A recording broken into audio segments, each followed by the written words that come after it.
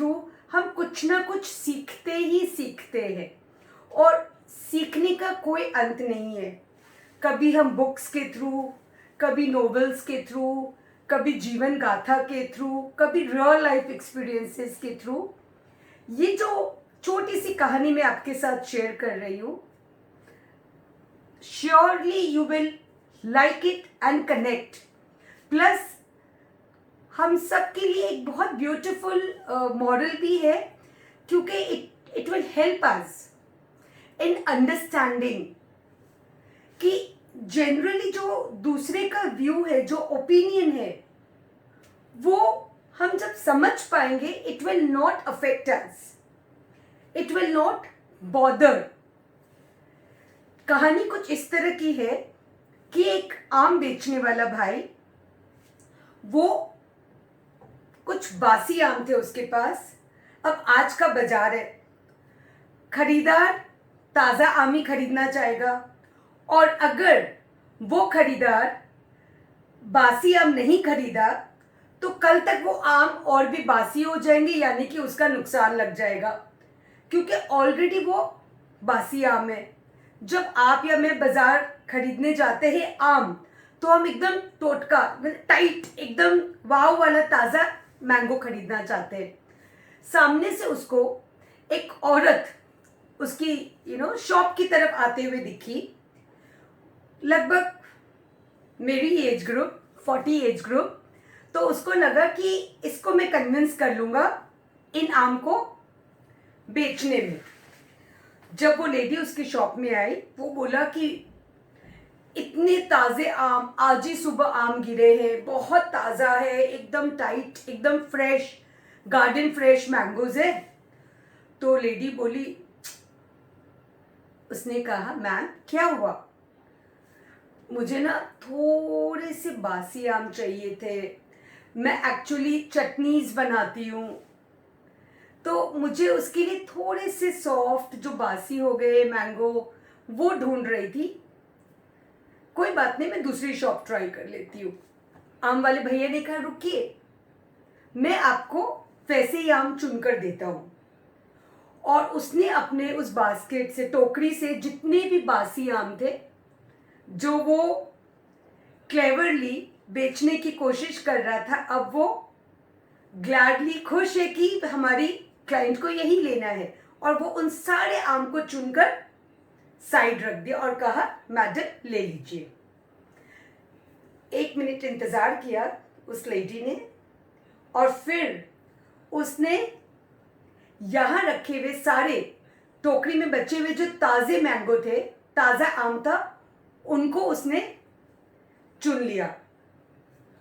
आम वाले ने कहा, ये तो चीटिंग है, आपने कहा आपको बासी आम चाहिए और आप अब खरीदारी कर रहे हो ताज़े आम की। उसने कहा, मैं चीटिंग नहीं कर रही हूँ, मैंने ये बहुत सालों पहले निर्णय ले लिया था कि I will not allow anyone to cheat me. मैं किसी को अलाउ नहीं करूँगी कि कोई मुझे चीट करे। ये मेरा डिसीजन है that I will not be cheated, because I will not allow, मैं अलाउ नहीं करूँगी सामने वाले व्यक्ति को कि वो मुझे चीट करे। इसीलिए I need to be smarter, I need to know my approaches, I need to be responsible. आपको पता है, हमारे समाज में ऐसी स्मार्ट, रिस्पॉन्सिबल विमेन को एक्नॉलेज नहीं किया जाता है, चीटर, चीटिंग बाज के नाम से कहा जाता है। जबकि ये औरत, ये जो आज की औरत है, जो स्मार्ट है, जो जिम्मेदार है, जो रिस्पॉन्सिबल है, ये जानती है कि मुझे अगर आगे बढ़ना है पर्सनली, प्रोफेशनली, सोशली, तो I should not allow the other person to cheat me.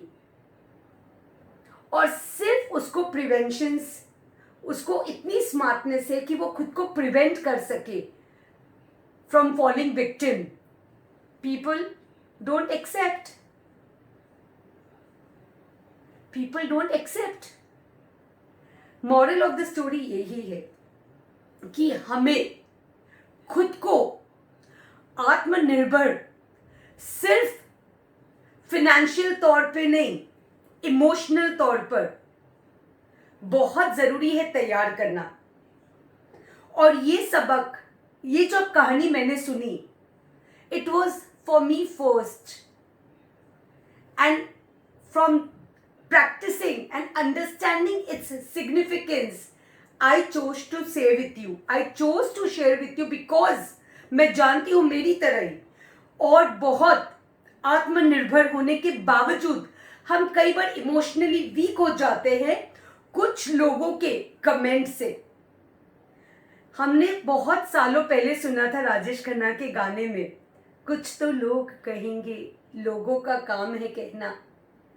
But फिर भी ये जो कान है ना, कई बार बहुत सारी भावनाओं के साथ पिघल जाता है और अलाउ कर देता है इस तरह के कमेंट्स को एंटर करना।